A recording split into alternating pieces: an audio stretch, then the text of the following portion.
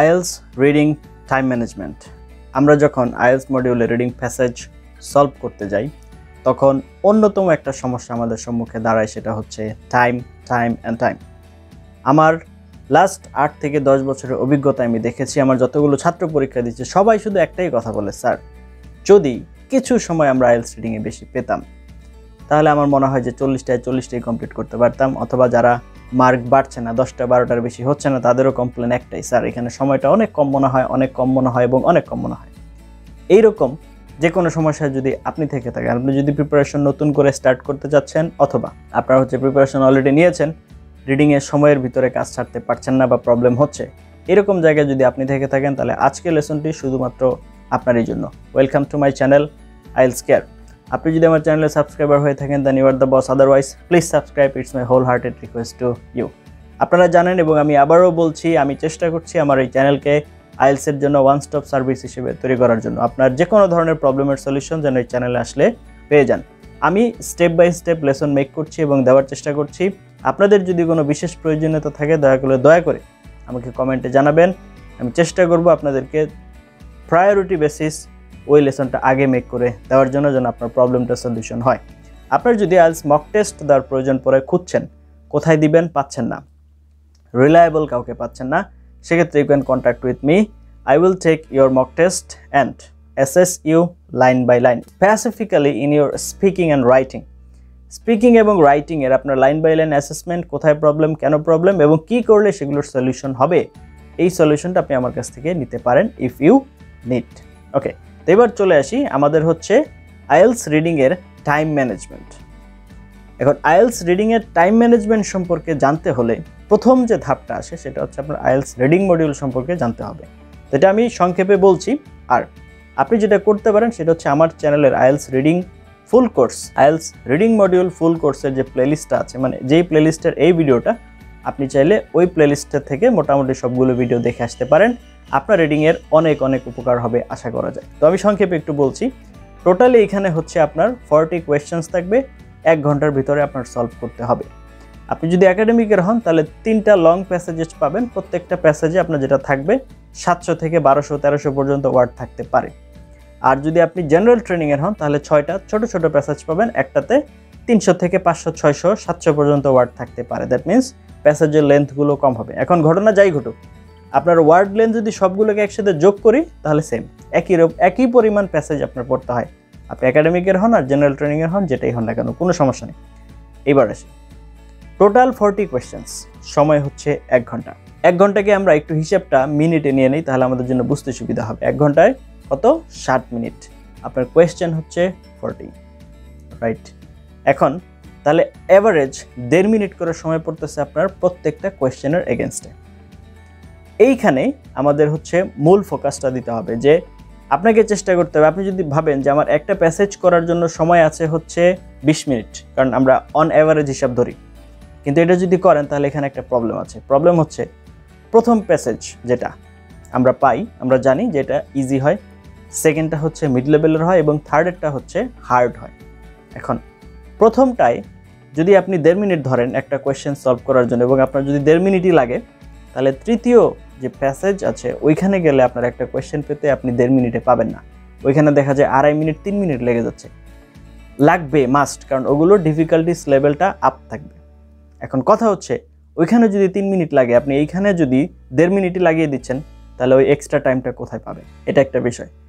এবং আমাদের দেশের স্টুডেন্টরা যেটা করে সেটা তারা যখন নিজেরা চর্চা করে বা নিজেরা যখন প্র্যাকটিস করে তখন একটা করে প্যাসেজ পরীক্ষা দেয়। কেন? কারণ রিডিং প্যাসেজ আমাদের করতে ভালো লাগে না। নর্মালি আমরা যখন রিডিং প্যাসেজ করতে যাই তখন আমাদের কি হয় জানেন, মাথা গরম হয়ে যায়। একটা প্যাসেজ করলে আর ভালো লাগে না, ধুর বা তার করবো না, রাইখা চলে যাই।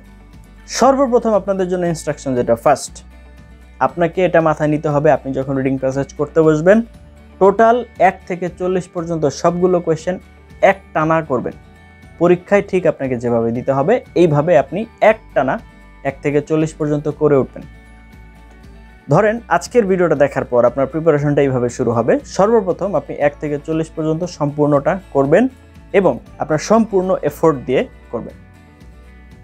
এখন টার্গেট থাকবে সঠিক উত্তর খুঁজে পাওয়া, সময় এখানে বিষয় না। প্রথম টার্গেট থাকবে আপনার আপনার হচ্ছে সঠিক উত্তর খুঁজে পাওয়া। আচ্ছা ঠিক আছে, সঠিক উত্তর খুঁজে পেলেন, এখন দেখলেন আপনার 1 ঘন্টায় হয় না, আপনার লাগে 1.5 ঘন্টা, আপনার লাগে 2 ঘন্টা, 2.5 ঘন্টা চলে যাচ্ছে। তাহলে এখানে আপনার 2টা ইমপ্রুভমেন্ট লাগবে। এক, কিছু মেথোডোলজিক্যাল ইমপ্রুভমেন্ট লাগবে, আর আরেকটা হচ্ছে আপনার রিডিং আন্ডারস্ট্যান্ডিং বাড়াতে হবে। রিডিং আন্ডারস্ট্যান্ডিং বাড়ার জন্য আমার চ্যানেলে এই প্লেলিস্টে একটা ভিডিও আছে, রিডিং প্যাসেজ কিছু বুঝি না, দয়া করে ওটা একটু দেখবেন, কিভাবে আপনার আন্ডারস্ট্যান্ডিংটা বাড়বে, সেখান থেকে আপনি আইডিয়া নিয়ে নেবেন। আজকে আমাদের আলোচনা হচ্ছে মূলত মেথোডোলজিক্যাল, কিভাবে আমরা স্বল্প সময়ের ভিতরে রিডিং প্যাসেজ কমপ্লিট করতে পারি এবং এখান থেকে আপনার হচ্ছে আমাদের টাইমটাকে কীভাবে ভালোভাবে ম্যানেজ করতে পারি এবং সঠিক উত্তরটা তাড়াতাড়ি খুঁজে পেতে পারি। That's what I will describe today. Okay, প্রথমত সর্বপ্রথম আপনার যেখানে মনোযোগ দিতে হবে সেটা হচ্ছে যে 20 মিনিটের পরিবর্তে, একটা প্যাসেজে 20 মিনিট আছে, এটার পরিবর্তে আমার একটা কোয়েশ্চেনের এগেনস্টে আছে 1.5 মিনিট, আমাকে চেষ্টা করতে হবে একটা 1.5 মিনিটের ভিতরে আমার কোয়েশ্চেন সলভ করতে। এখন যেখানে ছিলাম, আমরা যদি সবগুলোতে 1.5 মিনিট ধরি তাহলে শেষের দিকে যে আমাদের টাইম বেশি লাগবে ওটা আমরা কুলায় উঠতে পারবো না। তাহলে আমাদের কি করতে হবে, প্রথম যে প্যাসেজ আছে ফার্স্ট প্যাসেজ, এটা চেষ্টা করতে হবে 1 মিনিটের ভিতরে সলভ করতে। তার মানে প্রথম প্যাসেজ থেকে আমাকে 7 মিনিট টাইম সেভ করতে হবে, দ্বিতীয় প্যাসেজ চেষ্টা করতে হবে 1 মিনিট 10 সেকেন্ড বা 15 সেকেন্ড বা 20 সেকেন্ডের ভিতরে। তার মানে ওইটা আমার চেষ্টা করতে হবে 15 থেকে 16 মিনিটের ভিতরে শেষ করতে। তাহলে আমি 10 মিনিট টাইম এক্সট্রা রাখতে পারবো থার্ড প্যাসেজের জন্য। এইভাবে আমাকে প্রিপেয়ার হতে হবে যে ফার্স্ট প্যাসেজটা যেন আমার 12 থেকে 13 মিনিটে কমপ্লিট হয়, সেকেন্ড প্যাসেজটা যেন আমার 15 থেকে 16 মিনিটে কমপ্লিট হয়। তাহলে এই যে এইখানে 2টা প্যাসেজ আমি যে এক্সট্রা টাইমটা বাঁচালাম, এটা আমি থার্ড প্যাসেজে যে দিতে পারবো।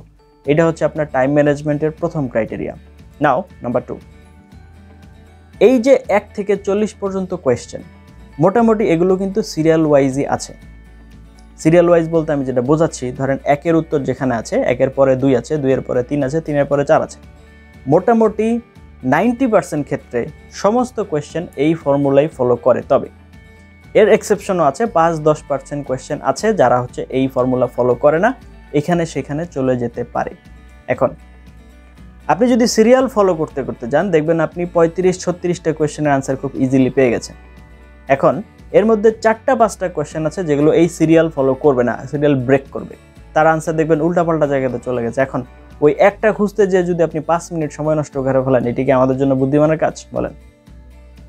আইএলটিএস রিডিংয়ে আপনি কত নাম্বার কোয়েশ্চেন কারেক্ট করেছেন এটা দেখার বিষয় না। বিষয়টা এরকম না যে আপনি 35 নাম্বার কোয়েশ্চেন যেটা বেশি কঠিন ওইটা কারেক্ট করেছেন বিধায় আপনার হচ্ছে স্কোর বেশি আসবে, এরকম না। ওরা দেখবে আপনি টোটাল কয়টা কারেক্ট করেছেন, সেটা আপনি প্রথমটা করেন, দ্বিতীয়টা করেন আর তৃতীয়টা করেন, যেটাই করেন না কেন, আর 40 নাম্বারটা করেন, হোয়াট এভার ইউ ডু। তার মানে ওরা দেখবে রেজাল্ট যে কয়টা আপনি কারেক্ট করেছেন। সুতরাং ওই শেষের দিকেরগুলো আপনার কারেক্ট করতে হবে, অথবা যেটা সিরিয়াল ব্রেক করেছে ওইটাই আপনার খুঁজে বের করতে হবে। It's not that much of important. তাহলে আমাদের খেয়াল করতে হবে কি, যে সিরিয়াল অনুযায়ী আমি খুঁজে যাব। যদি আমার কাছে কোনোটা মনে হয় যে এটা সিরিয়াল ব্রেক করেছে বা এখানে আনসার নাই, তাহলে ইনস্ট্যান্টলি তারপরের কোয়েশ্চেনে চলে যান। প্রথমটার পরে দ্বিতীয়টা, দ্বিতীয়টার পরে তৃতীয়টা, তৃতীয়টার পরে চতুর্থটা, চতুর্থটার পরে পঞ্চমটা, এইভাবে আপনি সিরিয়ালে খুঁজতে থাকেন। আশা করি আপনার জন্য বিষয়টা অনেক বেশি হেল্পফুল হবে এবং আপনি এই জিনিসটা মেনটেন করতে পারবেন। আচ্ছা, এইবার যখন হচ্ছে আপনি রিডিং প্যাসেজ পড়ে যাবেন, সাপোজ মনে করেন প্রথম লাইন থেকে পড়া শুরু করেছেন, প্রথমে কোয়েশ্চেন পড়ছেন, ইনস্ট্যান্টলি কোয়েশ্চেনের নিচে আপনার হচ্ছে যে মেইন শব্দগুলো আছে ওগুলো আপনার মার্কিং করে ফেলবেন। এবার প্যাসেজে যখন যাচ্ছেন আপনার কাছে মনে হচ্ছে এখানে আনসার নাই, তারপরে ওইটা আপনি মার্ক করেন। আপনার কি মার্ক করবেন, আপনার যে কোনো ধরনের প্রপার নাউন থাকলে, জায়গার নাম হোক, ব্যক্তির নাম হোক, বস্তুর নাম হোক, যাই হোক, যে কোনো ধরনের আপনার হচ্ছে ট্রানজিশনাল ওয়ার্ডস, যেমন ইনস্পাইড, but, so that, after that, therefore, যতগুলো ওয়ার্ড আছে, ইভেন, দো, এই ওয়ার্ডগুলো আন্ডারলাইন করে ফেলবেন। যতগুলো শাল আছে, যতগুলো নাম্বার ফিগার আছে, যে জায়গাতে ফর ইনস্ট্যান্স এটসেট্রা এগুলো বলতেছে, এই জিনিসগুলো আন্ডারলাইন করতে করতে যাবেন। কেন? কারণ আপনি যখন আন্ডারলাইন করতে করতে যাবেন, তখন পরবর্তীতে যদি কোনো কোয়েশ্চেন আপনি এইখানে দেখে যেয়ে থাকেন, সেটা ইনস্ট্যান্টলি আপনার এখানে এসে চলে আসবেন। আর যেখানে যে আপনি আনসার পাবেন ওইখানে যেহেতু আন্ডারলাইন থেমে যাবে, তারপরের কোয়েশ্চেনটা আপনি তারপরের থেকে খুঁজতে শুরু করবেন। এতে আপনার টাইমের বারবার এদিক সেদিক করার প্রয়োজন পড়বে না। তো এই জিনিসটা আপনার একটু খেয়াল রাখতে হবে। এটা যদি আপনি খেয়াল রাখেন তাহলে এটাও আপনাকে টাইম ম্যানেজমেন্টে কিন্তু অনেক হেল্প করবে। দ্বিতীয়ত হচ্ছে আপনি যেটা করতে পারেন সেটা হচ্ছে যে এটা একটু রিস্কি, তবে আমি পরামর্শ এটাই দেই। কেন? আপনি একটু ভাবেন, মনে করেন 1 ঘন্টার মধ্যে কিন্তু আপনার এক্সট্রা কিন্তু কোনো টাইম নাই মূল আনসার শিটে আনসার ট্রান্সফার করার জন্য, রাইট? তাহলে 40টা প্রশ্ন আপনার খুঁজতেও হবে, মূল আনসার শিটে আনসার ট্রান্সফারও করতে হবে, এবং ওইখানে অবশ্যই ক্যাপিটাল লেটারে লিখবেন। এগুলো আপনি হচ্ছে রিডিংয়ের যে ওভারভিউ ভিডিও করেছে ওইখানে আমি আপনাদেরকে দেখিয়ে দিয়েছি, দয়া করে ওইটা একটু দেখে আসবেন যদি না দেখে থাকেন। তাহলে আপনাকে কী করতে হবে, আপনাকে যেটা করতে হবে সেটা হচ্ছে যে এই যে 40টা প্রশ্ন আপনি খুঁজছেন, 40টা প্রশ্ন একবারে খুঁজে বের করেন। কারণ হচ্ছে একটা প্রশ্ন আপনি পেলেন, রিডিং আনসার শিটে চলে গেলেন, ওইটাতে উঠালেন, আবার আসলেন, আবার খুঁজলেন, আবার আসলেন। এই যে ব্রেক হচ্ছে, মনোযোগের মোমেন্টামের যে ব্রেক হচ্ছে, এতে কিন্তু আপনার সময় এখানে অনেক নষ্ট হচ্ছে। কনসেন্ট্রেটেড টাইম দেন। মনে করেন আপনি 13টা খুঁজতেছেন, টোটাল ফোকাসটা এখানে দেন, তারপরে হচ্ছে 13টা একবারে উঠাই ফেলেন। তারপরে হচ্ছে আপনি পরের 13টা বা 14টা টোটালটা খুঁজেন, তারপরে যে আপনি হচ্ছে একবারে 13-14টা উঠাই ফেলেন, একটা একটা করে প্যাসেজ করে করে সলভ করেন। তাহলে আপনার এই যে বারবার পেজ উল্টানো, বারবার ওইটাতে যাওয়া, এখানে কমপক্ষে আপনার 2 মিনিট সময় সেভ হবে। আর আইএলস রিডিংয়ে 2 মিনিট সময় সেভ হওয়া মানে হচ্ছে 2 ঘন্টার সমান। এটা হয়তো আপনি এখন বুঝতে পারছেন না, কিন্তু আপনি যখন পরীক্ষা দিবেন বা নিজে যখন প্রিপারেশন নেওয়া শুরু করবেন, পুরোপুরি বুঝবেন, তখন আপনি হয়তো স্যার যে বলছে 2 ঘন্টার সমান 2 মিনিট, এটা আপনি তখন রিয়েলি ফিল করতে পারবেন। এবং লাস্ট যেটা বলে আমি শেষ করব সেটা হচ্ছে আপনি নিজে যখন বাসায় প্রিপারেশন নেবেন তখন টোটাল এক্সামটা অ্যাট এ টাইম দেওয়ার চেষ্টা করবেন। এই অভ্যাস আপনার ভিতরে ডেভেলপ হলে আপনি এটাতে ভালো করবেন, আশা করা যায়। যাই হোক, এতক্ষণ পর্যন্ত সাথে ছিলেন তার জন্য অনেক এবং অনেক ধন্যবাদ। লেসনটি যদি আপনার সামান্যতম উপকার হয়ে থাকে তাহলে ফ্রেন্ডস অ্যান্ড ফ্যামিলির সাথে শেয়ার করতে ভুলবেন না। Thank you for watching.